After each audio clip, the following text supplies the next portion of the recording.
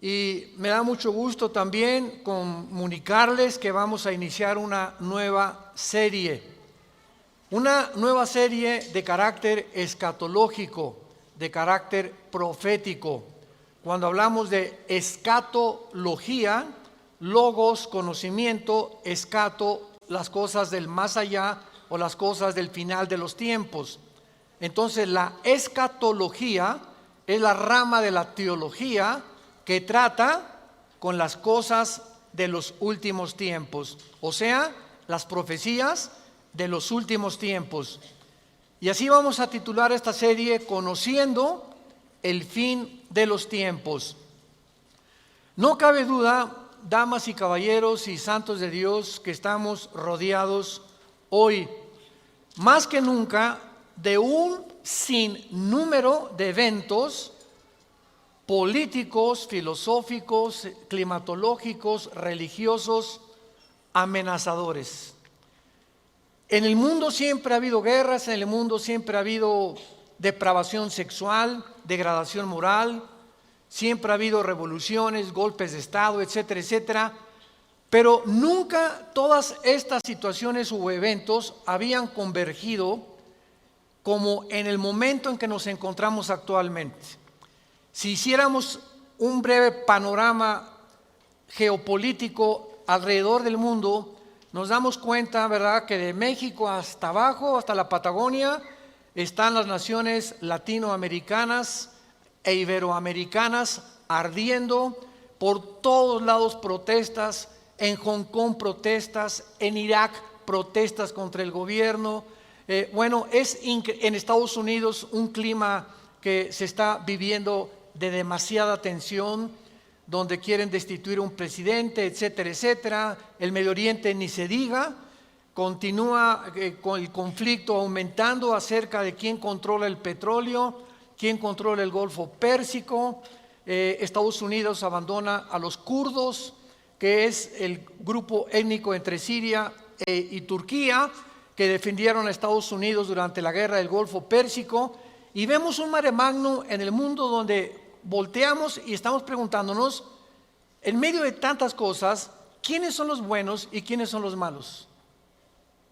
¿Quién tiene la razón de todo lo que oímos en los periódicos, en la televisión? Unos dicen una cosa: golpe de Estado, no fue golpe de Estado. Revolución, no fue revolución. Los kurdos esto, Estados Unidos por acá. Y estamos en medio de un mundo verdaderamente confundido. Sin embargo, la Biblia nos muestra que nosotros no debemos vivir en confusión. Ya cuando un cristiano dice, no sé quién tiene la razón, o creo yo porque los medios de comunicación, recuerden algo, ¿verdad? Los medios de comunicación, televisiones, radios, etcétera, etcétera, muchas veces tergiversan las noticias de tal manera que llegan a manipularnos y hacernos creer lo que ellos creen. Entonces, dependiendo quién está detrás de los medios de comunicación, qué ideologías o qué filosofías o quiénes son los dueños de CNN o de BBC News o de Fox News, etcétera, etcétera, o en México, dependiendo quién se encuentra detrás, es la clase de mensaje que envían. Y cuando nosotros oímos en Fox News una cosa que contradice CNN otra cosa, y otros periódicos de México dicen una cosa y otro periódico dice otra cosa, llegamos a preguntarnos, ¿quién dice la verdad? ¿No es verdad? Realmente, ¿quién dice la verdad? ¿En qué mundo nos encontramos? Realmente, ¿cómo podemos nosotros afianzarnos? Es como si estuviéramos en un barco que se está hundiendo y nos hemos echado fuera de la borda, como cuando el Titanic en 1910-12 se estaba hundiendo. Nos aventamos al mar y nos agarramos de un salvavidas. Y ahorita así está el mundo. Estamos tratando de buscar un salvavidas, algo que nos dé seguridad, algo que ya no produzca tanta tensión en nuestras vidas, tanta angustia, porque el mundo vive angustiado. Hay demasiada ansiedad. La enfermedad número 1 que la Clínica Mayo en Rochester y el Hospital Hopkins en Estados Unidos que son las dos clínicas médicas más respetadas que hay en el mundo en cuanto a evaluaciones y a sugerencias médicas, coincidieron hace algunos años en que el factor común denominador o la causa número uno, escúcheme con mucho cuidado, este es un dato que viene de clínicas médicas, no cristianas. La causa número uno de las enfermedades mentales y físicas del ser humano en el siglo XXI es el estrés. El estrés es un estado de angustia, un estado de tensión, de ansiedad interna que no te deja vivir y que te hace que estés enojado contra el gobierno, enojado con tu papá, con tus hijos, etcétera, etcétera. Ves a toda la gente con recelo, no confías de nadie, te vuelves amargado, te vuelves amargada. Y es el estado interno al que el ser humano está llegando porque hay demasiados conflictos en el mundo, demasiadas noticias. Estamos oyendo con el iPhone qué pasó en Irak, qué pasó en el Medio Oriente, qué pasó por acá, mis amigos, mis amigas, y llega un momento en que el ser humano ya no tiene paz. Ayer en el Congreso de Pastores que tuvimos en México, llegaron una familia a consultarme. Él es pastor, su esposa lo acompaña hace mucho tiempo, y me dice: Armando, quiero decirte una cosa. Tenemos un programa de televisión en Sudamérica y un programa de radio. Y el otro día estaba radiando unas noticias, me dice la esposa, y ¿sabes una cosa? Que de repente se me olvidó todo. Entré en un estado de amnesia en el que ya no sabía ni quién era yo. Algo me pasó en las neuronas de mi cerebro que se me fueron todas las ideas. Y duré como 1 o 2 días. Mi esposo asustadísimo, ¿qué me habrá pasado? No fue un golpe, no tuve un trauma y se me fueron todas las ideas. Inmediatamente le contesté y le dije: eres una mujer demasiado estresada. Y hay una autora inglesa que les recomiendo, ahorita mi esposa está devorando todos sus libros, que se llama Carolina Leaf, L-E-A-F, Leaf. Esta autora inglesa es neuróloga, pero es cristiana, y está haciendo los últimos descubrimientos del cerebro, de las neuronas, de la manera como afecta el estrés.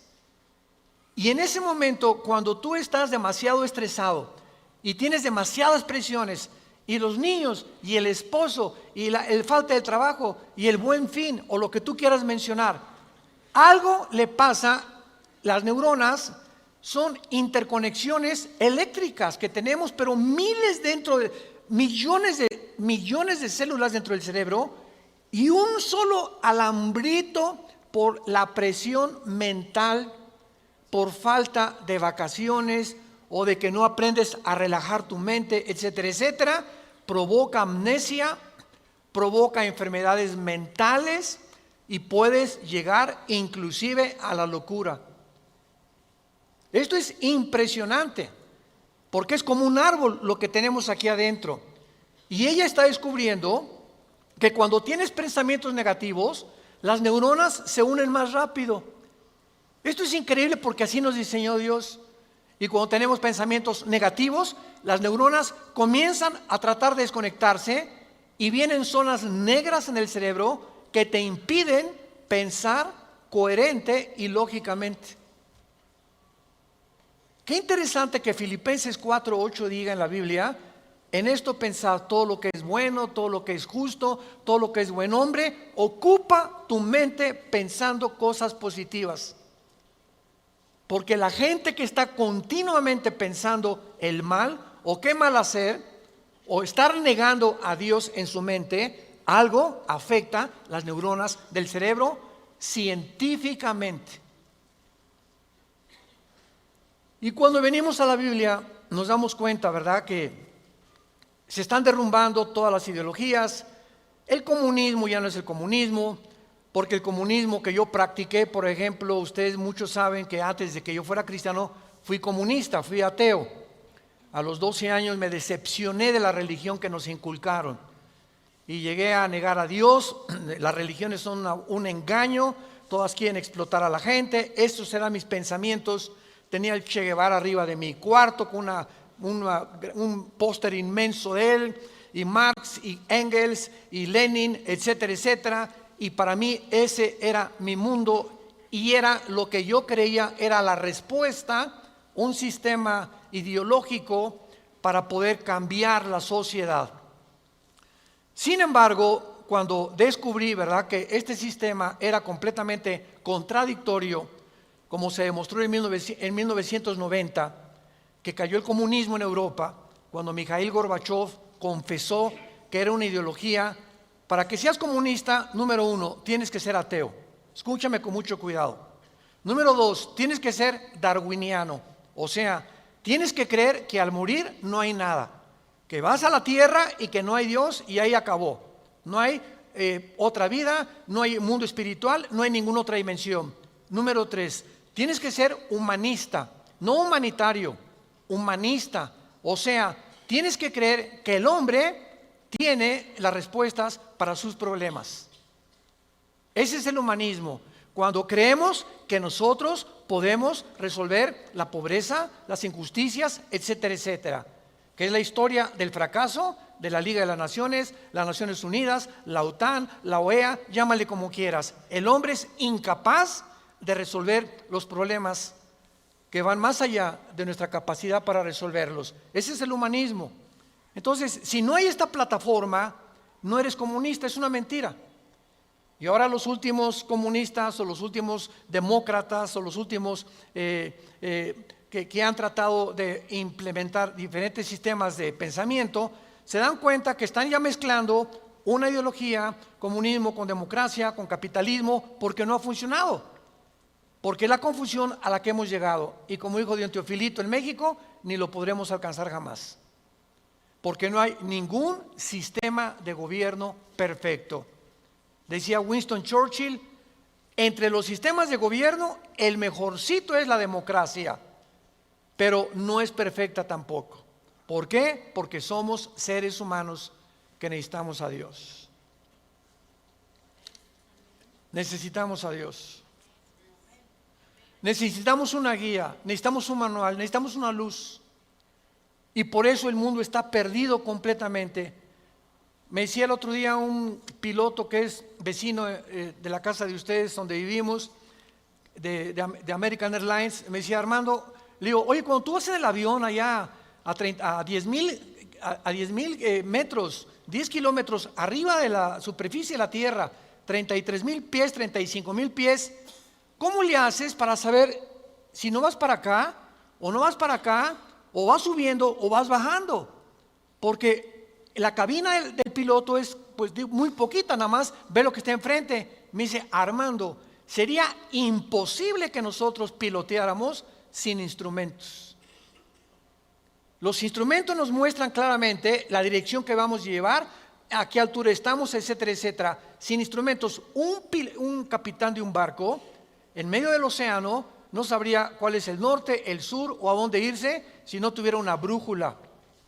Y así nosotros no sabemos a dónde ir si no tenemos instrumentos, si no tenemos un mapa que nos ha dejado Dios, que se llama las Sagradas Escrituras.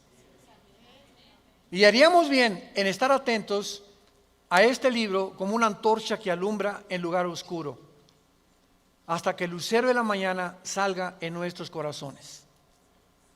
Vamos pues a abordar este tema y esta serie, porque ante todos los eventos que está el mundo atravesando actualmente, que amenazan nuestra tranquilidad, nuestra familia, nuestro futuro, provocan ansiedad, angustia. ¿Qué pasa si pierdo el trabajo? ¿Qué pasa si el peso pierde más valor ante el dólar? Si cae el petróleo, si viene un gobierno en México, o si viene una guerra nuclear. Todas estas cosas producen ansiedad, producen incertidumbre, producen intranquilidad. Y Dios no quiere que vivamos así. Dios quiere que en medio de este mundo tengamos una esperanza, tengamos una seguridad de que las cosas van a mejorar. Que lo mejor de nosotros está por delante. Y que aunque el mundo sea cubierto de tinieblas, en nosotros debe haber luz. Porque somos la familia de Dios, que dio a su Hijo en una cruz hace 2000 años para que pudiéramos comprender el mensaje del Evangelio, de las buenas noticias, de la gracia de Dios en su Hijo Jesucristo. Podemos saber exactamente, y este es el tema que vamos a abordar en toda esta serie, podemos en la Biblia encontrar datos, información que nos digan en qué tiempo de la historia nos encontramos. ¿Podríamos realmente decir con seguridad nos encontramos a 10 años de que Cristo venga, o a 5 años de que Cristo venga, o nos encontramos al borde de un caos nuclear, o estamos en la orillita de la autodestrucción del ser humano?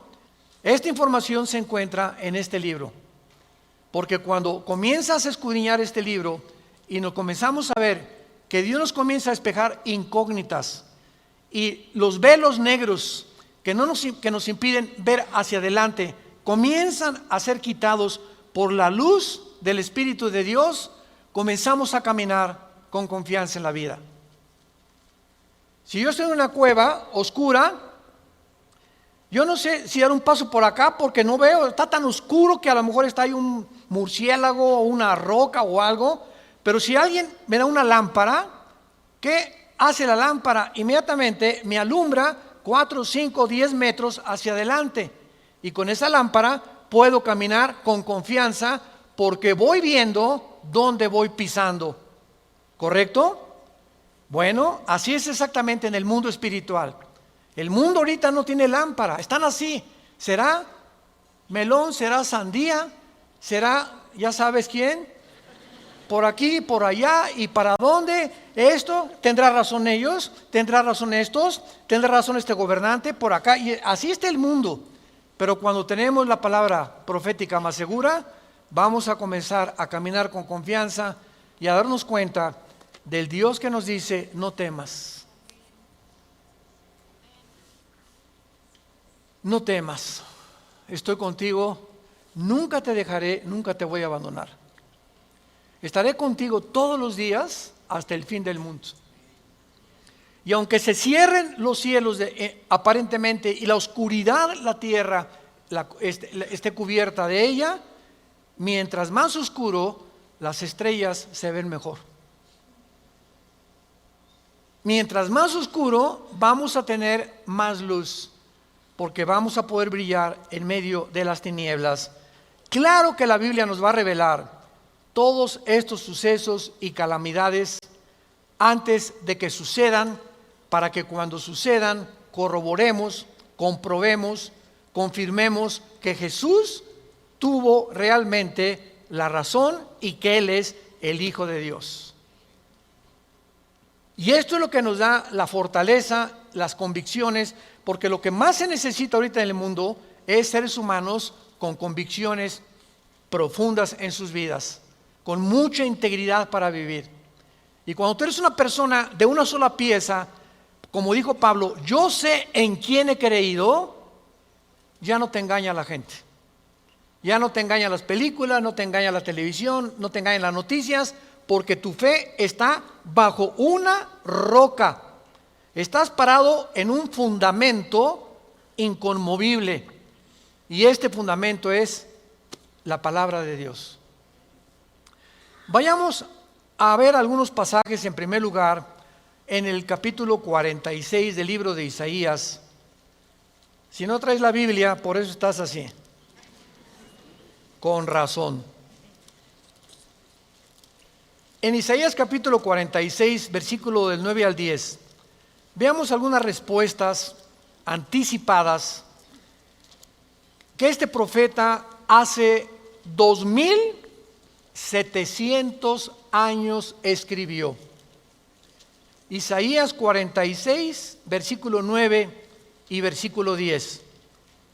Dice Dios: acuérdense de las cosas pasadas desde los tiempos antiguos, porque yo soy Dios y no hay otro Dios, y nada hay semejante a mí, que anuncio lo porvenir desde el principio y desde la antigüedad, lo que aún no era hecho, que digo, mi consejo permanecerá y haré todo lo que quiero. En este pasaje Dios claramente nos muestra que Él va a demostrar, el Dios de la Biblia, que Él es Dios, y que todos los demás dioses, ¿verdad?, no son realmente más que ídolos. Y aunque detrás de todo esto hay criaturas espirituales que se le llama dioses en la Biblia, Él es el Elohim de los Elohim. Él es el Dios de los dioses. Él es el rey de todos los demás súbditos que ocupan el universo. Y que Él nos va a anunciar lo que va a venir para que sepamos algo. Lo que Dios dice va a permanecer. Y va a hacer todo lo que Él ha dicho que va a hacer en la Biblia. Veamos otro pasaje en el Nuevo Testamento, en Primera de Juan. Antes del Apocalipsis está Primera de Juan, para que no andes por el Éxodo. En Primera de Juan, capítulo 4, versículos 5 al 6, el apóstol, el último de los apóstoles de Jesucristo, que murió a los 93, 92 años de edad, fue el último que murió de ellos, escribe, Primera de Juan 4, del 5 al 6, ellos son del mundo, siga con cuidado esta lectura, ellos son del mundo, por eso hablan del mundo, y el mundo los oye. Nosotros somos de Dios, el que conoce a Dios nos oye, el que no es de Dios no nos oye. En esto conocemos el espíritu de verdad y el espíritu de error. Tú prendes el radio y dices, ¿qué quiero oír? La charrita del cuadrante. Bueno, porque eso es lo que quieres oír. Pero al mismo tiempo tu aparatito de tu radio tiene ondas y tiene FM, tiene AM y tiene como 50 estaciones más que tú puedes oír. En el FM 91.3, 1440, etcétera, etcétera, ¿verdad? Pero tú sintonizas lo que tú quieres oír. El mundo espiritual que nos rodea, ahorita aquí cerca de nosotros, todas estas ondas radiales y de video y de televisión están pasando junto a nosotros, pero ese aparatito las capta, son invisibles. Y el hecho que no las veamos no implica que no existen, porque aquí están junto a nosotros, pero ese aparatito lo prendo y capta esa onda que yo quiero, o hay otra banda más chica, o hay otra más grande, pero capta, repito, la estación que tú quieres bajar del mundo invisible. Y así pasa en el mundo espiritual. ¿A quién quieres oír? ¿A Buda? ¿A Marx? ¿A Che Guevara? ¿A Lenin? ¿A los brujos? ¿A los astrólogos? ¿A quién estás sintonizando en tu mente? Ellos son del mundo. Si tú eres del mundo, vas a oír a los líderes del mundo, a los religiosos, a los brujos, a los que te han prometido que tienen alguna verdad. Y por eso tu vida está como está. Pero si tú quieres sintonizar la frecuencia de Cristo, entona a Cristo en la Biblia. Entonces, por la forma y a quienes oímos, podemos confirmar si somos o no somos hijos de Dios. El que es de Dios, oye a Jesús. Mis ovejas, Juan 10, oyen mi voz y me siguen, y yo les doy la vida eterna. Y no oirán la voz del falso pastor. Y aquí se trata de tu destino eterno, de tu familia, de tu matrimonio, de tus hijos. Tienes que aprender a discernir la voz de Jesús. En medio de tantas voces en la televisión, en los programas, en los radios, en libros que hay que nos rodean por todos lados, ¿a quién estás oyendo? ¿A quién estás leyendo? ¿Qué tipo de lectura tienes? ¿Qué tipo de actividades tienes para saber si tú eres y tienes el espíritu de verdad o tienes el espíritu de error? Muy bien. En la Biblia tenemos tres principales fuentes de información de las profecías bíblicas. Esto es bien importante. Hay tres fuentes de información en la Biblia que vamos rápidamente a verlas, que nos muestran la fase final de la historia humana en tres pasajes de la Biblia y que nos vienen realmente a confirmar en qué época nos encontramos. Estas tres son, en primer lugar, el Sermón del Monte de Jesús, que se encuentra en Mateo 24, Marcos 13 y Lucas 21. ¿Cuál es el Sermón del Monte? Cuando los discípulos se acercaron a Jesús, dinos, ¿cuándo será la señal del fin del mundo? ¿Cuándo serán estas cosas y cuándo será la señal de que tú vas a regresar? Y ahí Cristo comienza a enumerar una serie de eventos y señales. Habrá guerras, falsos profetas, muchos van a ser engañados, pestes, terremotos, y será el principio de los dolores. La segunda fuente de información se encuentra en Primera de Tesalonicenses, capítulo 4, del 3 al capítulo 5, versículo 4. Esta revelación la compartió el apóstol Pablo de los últimos tiempos. Y la tercera revelación acerca de los últimos tiempos la encontramos en el libro del Apocalipsis, del capítulo 5 al capítulo 19.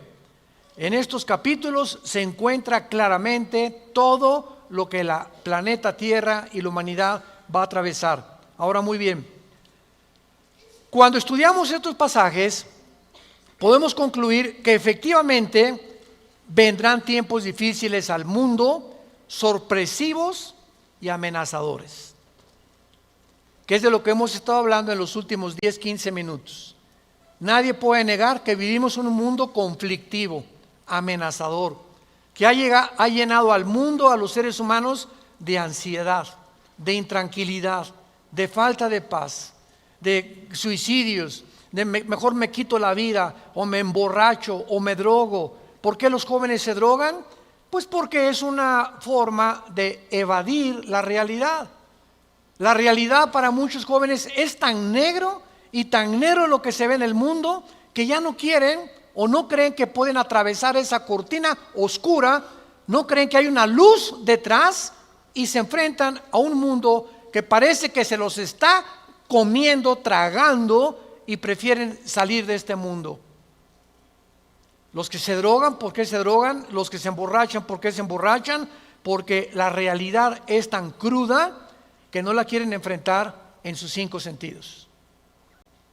Entonces, detrás de cada persona drogadicta, alcohólica, etcétera, etcétera, se encuentra un conflicto interno espiritual.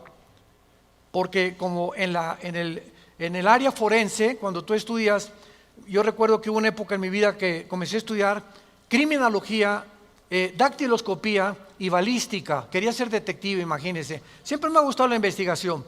Y me dio unos meses por meterme y compré libros, etcétera, etcétera. Y siempre cuando en esa área te involucras, los detectives o los investigadores siempre están buscando el motivo por el cual alguien le quitó la vida a la otra persona. Porque siempre hay un motivo del que cometió fraude. El motivo de por qué mató a su mamá. El motivo por qué abandonó a su esposa. Siempre detrás de cada acción hay un motivo. Y cuando descubrimos el motivo, nos ayuda a poder tener una pieza del rompecabezas más clara para poder averiguar o decidir quién fue el asesino o quién fue el ladrón o quién se encuentra detrás de eso.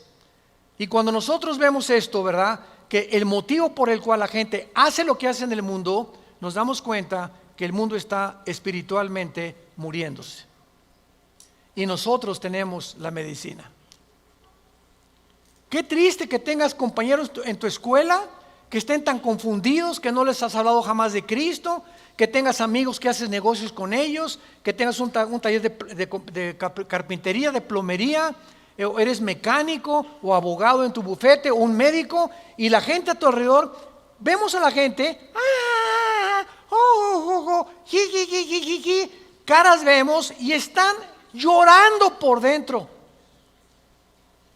están deshechos por dentro. Que si esa hermanita, la enfermera que diga, ay hermanita doctora, ¿cómo está? Muy buenos días, ¿verdad? Y te encierras con ella y te pones enfrente de ella, te puede olvidar se quitan esa máscara que están usando y caen en una expresión de llanto, de angustia, que están escondiendo, poniéndose una máscara de aparente felicidad. Y así las personas que tú ves, no es cierto que son lo que estás viendo.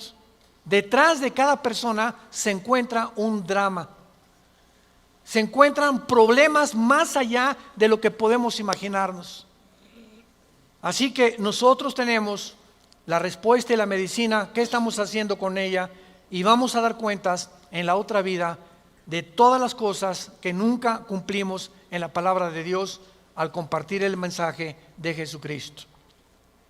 Ahora bien, vayamos a Mateo 24 y veamos rápidamente que del estudio de estos tres pasajes que acabamos de mencionar, el Sermón del Monte, Primera de Tesalonicenses 4 y el libro de Apocalipsis, podemos concluir, para poner el tapiz, el fundamento de nuestra serie que vamos a seguir desarrollando, que efectivamente estamos en el tiempo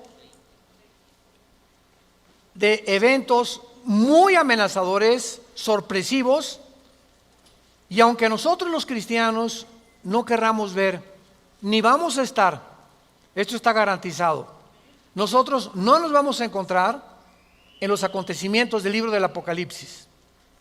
La iglesia no va a encontrarse en los acontecimientos de Primera de Tesalonicenses 4, ni tampoco en el Sermón del Monte, más que en lo que les voy a mostrar ahorita.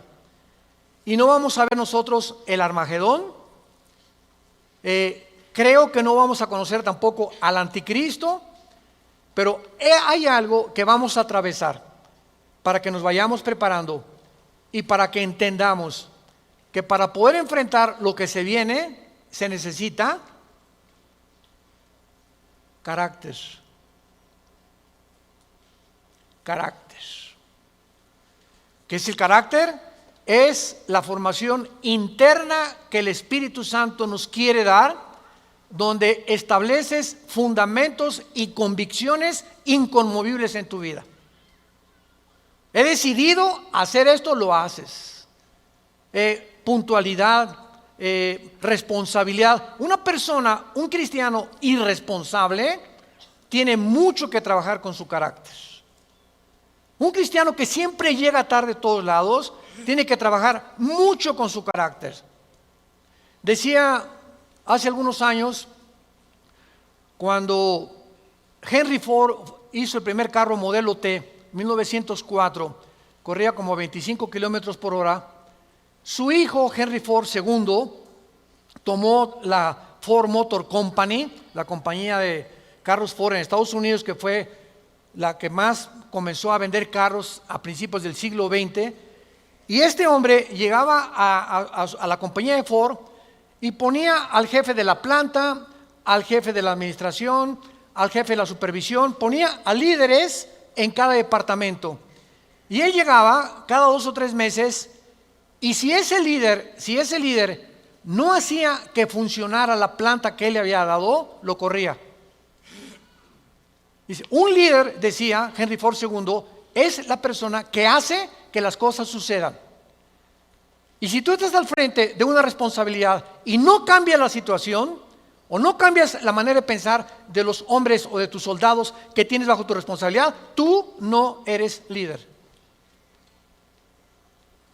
Entonces, qué importante es que la Biblia dice que todos nosotros debemos ser líderes. Y si somos líderes, tenemos que hacer cambiar las cosas de alguna manera. Vas a hacer cambiar a tu amigo y vas a hacer cambiar a tu amiga y vas a hacer cambiar a tus amigos de la escuela, hasta a tus maestros los vas a confrontar algún día. Discúlpeme, maestro, con el respeto que se merece, no venimos del chango. La evolución es una teoría que está completamente destituida desde que descubrieron el ADN en 1954. Por favor, actualícese más, maestro. Entonces, cuando comenzamos a entender eso, es cuando comenzamos a comprender que este mundo, dice la Biblia, la mayoría serán engañados. Los mismos escogidos serán engañados porque hay millones de cristianos sin carácter, flojos, irresponsables, impuntuales, sin falta de integridad. A nadie le hablan de Cristo, no comparten las buenas nuevas, no tienen convicciones profundas que los hacen ser gigantes, guerreros de Dios. Dice Mateo capítulo 24 en el Sermón del Monte el Señor Jesucristo, porque se acercan los discípulos para hacerle preguntas, versículo 3, Señor, dinos, vean las 3 preguntas que le hacen hace 2000 años. 1, ¿cuándo serán estas cosas? Querían saber el tiempo los discípulos. 2, ¿qué señal habrá de tu venida? O sea, ¿habrá alguna señal que podamos percibir de que tú ya vienes al mundo? Y 3, ¿y hay alguna señal de que el mundo se va a acabar? De estas 3 preguntas, Cristo comienza a contestar algunas. Por ejemplo, la señal de su venida está hasta el versículo 29 y 30, cuando el sol se oscurecerá, la luna se pondrá, etcétera, etcétera, y esa es la señal de la venida de Cristo, que no vamos a estar aquí nosotros, porque primero es el arrebatamiento, y van a pasar 7 años de la tribulación, y viene Jesucristo en la segunda venida, y los que estén en la segunda venida, que se hayan convertido en la persecución del anticristo, van a saber que cuando vengan estas señales cósmicas en el cielo, Cristo aparecerá en las nubes junto con nosotros, porque regresaremos con Él. Pero lo que me interesa compartirles es el versículo 6 en adelante, que es lo que nos atañe a la generación que estamos viviendo. Oirán de guerras y rumores de guerras. Miren que no se turben, porque es necesario que todo esto acontezca, pero aún no es el fin. Porque se levantará nación contra nación y reino contra reino, y habrá pestes y hambres y terremotos en diferentes lugares. Muy bien, si leemos solamente el versículo 6, oirán de guerras y rumores de guerras, toda la historia han sido esto, ¿no es verdad? Desde que Caín asesinó a Abel, que Caín asesinó a su hermano Abel, toda la historia, de acuerdo, lo quieres apuntar al Instituto para la Investigación para la Paz, en Suecia, Estocolmo, dictaminaron que de los 6,000 años aproximadamente de historia que tenemos, de 6,000 años, solamente ha habido 25 años de paz. La historia humana es una historia de guerras, guerras, guerras, guerras, guerras, guerras. En 6,000 años, 25 años de paz. O sea, siempre ha habido conflictos, revoluciones, golpes de Estado. Es la historia de nosotros. Pero entonces ahí podríamos quedar confundidos. Oye, Señor, ¿de qué estás hablando? Siempre ha habido guerras. Versículo 7, Él lo explica. Porque se levantará nación contra nación y reino contra reino. Esto, una guerra mundial, una guerra de carácter internacional, donde se involucraron 3 o 4 naciones contra 3 o 4 o 5 naciones, nunca sucedió hasta 1910, la Primera Guerra Mundial. Ahí fue la primera vez en la historia que sucede una guerra de carácter internacional a través de toda la historia. Y casi 30 años después, la Segunda Guerra Mundial. Entonces, con esto nos situamos nosotros en una plataforma bastante sólida y podemos entender que cuando Jesús dice, se levantará nación contra nación y reino contra reino, y habrá pestes, porque las guerras producen pestes, plagas, ¿verdad? Enfermedades, calenturas, hambres, terremotos. Señor, siempre ha habido terremotos, ok, claro, siempre ha habido terremotos, pero de acuerdo al Instituto Sismológico de Boulder, Colorado, que es uno de los institutos más prestigiados en el mundo para detectar terremotos, desde 1976 hasta el 2010 han aumentado 70% los terremotos en el mundo. 70% han aumentado. Eso es lo que Cristo está diciendo, que iban a aumentar cada vez más los terremotos, etcétera, etcétera. Versículo 8. Y todo esto, aquí es donde nos encontramos ahorita. Nos encontramos en el principio de los dolores. Nos encontramos en un mundo donde el matrimonio ya está dejando de existir.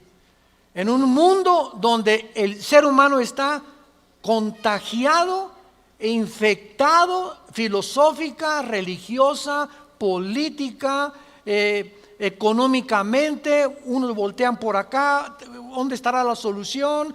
Voltean a sus ídolos, otros consultan muertos, otros consultan espíritus, otros etcétera, etcétera. Es impresionante a donde el mundo se encuentra actualmente. Impresionante. Y esto es precisamente lo que Jesucristo nos quería decir para que estemos preparados. Ahora, muy bien, después de estos principios de dolores, nos vamos. Adiós, mundo cruel. Adiós, mi perro fido. Adiós, adiós, mundo cruel. Ya nunca te veré. Después de este principio de dolores, van a aumentar. Imaginémonos, van a aumentar las catástrofes en el mundo y los terremotos y las plagas y las pestes y la confusión, que va a estar el mundo en un estado tan grande de confusión que va a pavimentar el camino para que se levante un hombre en el Medio Oriente que la Biblia le llama la bestia.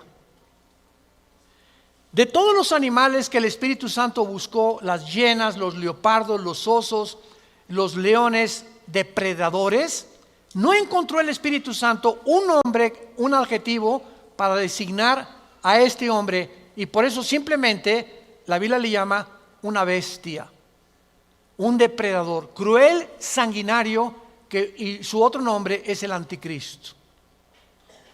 Todos los dictadores, síganme con cuidado, de la historia, todos han surgido de un mundo caótico. El caldo de cultivo para producir un dictador es que la situación se encuentre aparentemente sin solución. Corrupción, oscuridad, etcétera, etcétera. Y en medio de esto surgen hombres prometiendo mejorar las cosas. Hitler entró democráticamente. Stalin entró democráticamente.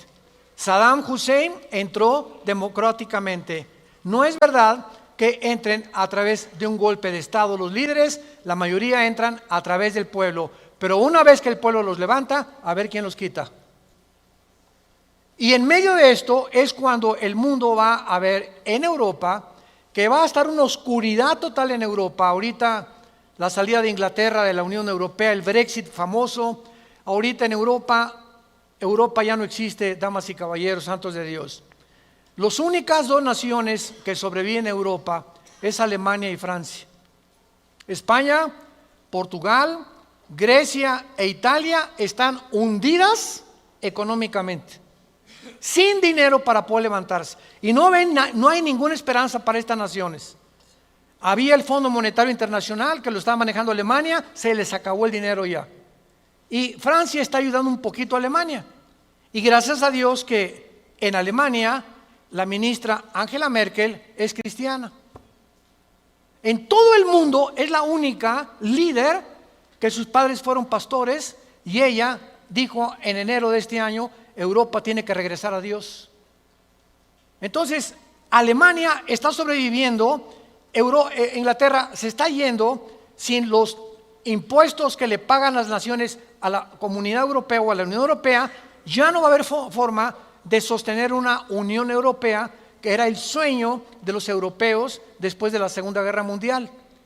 Y está el campo preparado para que surja el hombre, la bestia, el anticristo, el hijo de perdición, que la Biblia profetiza que se va a levantar y va a traer soluciones al mundo, va a resolver problemas de la pobreza, de la economía, de la política, ideologías, y el mundo se va a asombrar porque este hombre no va a ser un hombre normal. Va a ser un hombre poseído por un principado satánico. Lo hemos visto en otras conferencias en el libro del Apocalipsis. Ya no nos da tiempo para eso. Pero va a ser un hombre que va a hacer milagros sobrenaturales.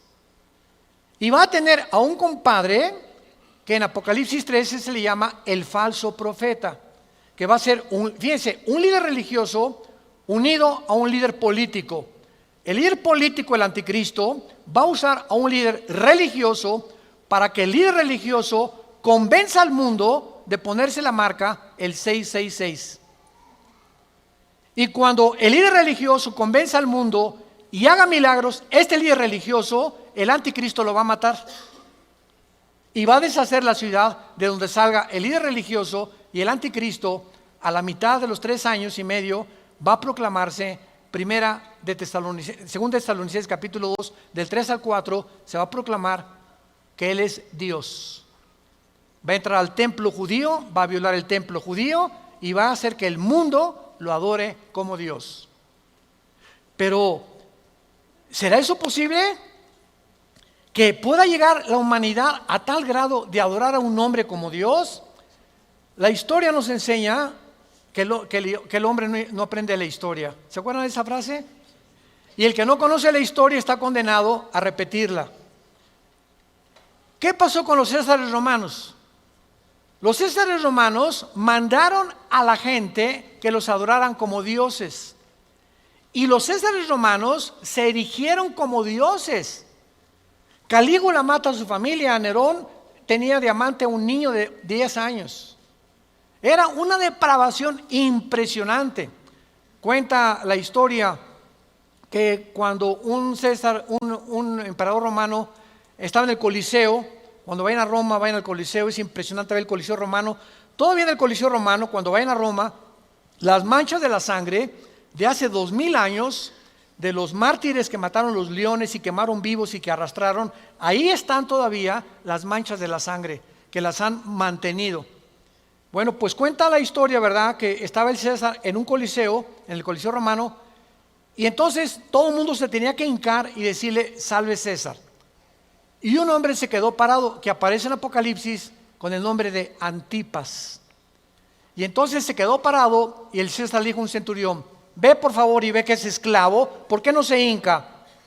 Y el centurión romano fue con Antipas. Le dijo: Antipas, tienes que hincarte porque si no te van a matar. Y entonces y además le dijo el centurión: te van a matar, ¿y no ves que todo el mundo está contra ti? ¿No ves que tú eres el único? Y Antipas contestó: dile al César que si todo el mundo está contra mí, yo estoy contra todo el mundo, porque así murió mi Señor. Lo quemaron vivo en un balde grandísimo de aceite hirviendo. Y por eso Cristo le llama en Apocalipsis mi testigo fiel. Va a llegar un momento, santos de Dios, en que el mundo va a estar contra nosotros, y ahí se van a denotar tus convicciones. Y si tus amigos están contra ti, y tu familia está contra ti, y el mundo está contra ti, nosotros estamos en contra de ellos. Porque nuestra fidelidad es al Hijo de Dios por los siglos de los siglos. Te damos gracias, Señor, por tu palabra.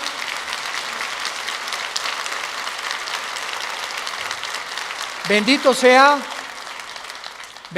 el nombre del Hijo de Dios, que nos ha hecho renacer su Padre para una esperanza viva por medio de su resurrección de entre los muertos, para que tengamos una esperanza que no puede morir en nuestro corazón y permanezcamos fieles a esta esperanza a la que todos hemos sido llamados. Al gran pastor de las ovejas, nuestro Señor Jesús, es nuestra lealtad, es nuestro amor, es nuestro corazón. porque Él fue el que dio su vida en nuestro lugar. A ti, Jesús, te damos gracias por vivir dentro de nosotros y saber que más pronto de lo que nos imaginamos, vienes por tu iglesia. Vienes por aquellos que han sido fieles hasta la muerte, que han mantenido firmes sus convicciones en medio de un mundo confundido, donde estos hijos e hijas tuyas han permanecido inconmovibles en la fe, aferrados a la roca, a la palabra de vida, que es la que nos ha dado la vida eterna. Te damos gracias, Señor, porque sigues llamando al mundo al arrepentimiento, a que se vuelvan a ti. No somos dioses, somos seres humanos, agentes morales, débiles, vulnerables, irresponsables de todas nuestras acciones, pensamientos y palabras. Y daremos cuenta algún día, después de nuestra muerte, de todo lo que hicimos mientras estábamos en este cuerpo que es temporal. Un cuerpo sujeto a la corrupción, pero dentro de nosotros el alma y el espíritu vivirá eternamente. Si tú esta mañana quieres invitar a Cristo y aún no estás seguro de que tienes la vida eterna o segura, dile simplemente estas palabras: Señor, te pido perdón por mis pecados. Creo que en esa cruz pagaste por ellos con tu sangre y que a los 3 días resucitaste de los muertos. Y porque creo que vivo, te pido en este instante, Señor Jesús, que entres a mi vida como mi Señor y mi Salvador. Tendré el poder ahora, de la corta vida que me queda, vivirla para ti, conocerte, adorarte y morir en paz, al saber que mis pecados han sido perdonados y que me has amado hasta la muerte. Oramos en tu nombre, bendito Jesús. Amén. Gracias a Dios por esta palabra maravillosa que Dios nos ha dado, la palabra de Dios. Gracias, Señor, por este libro maravilloso que es la Biblia. Vida Nueva para el Mundo y Dr. Armando Alducin Ministries presentaron El Poder de la Palabra de Dios.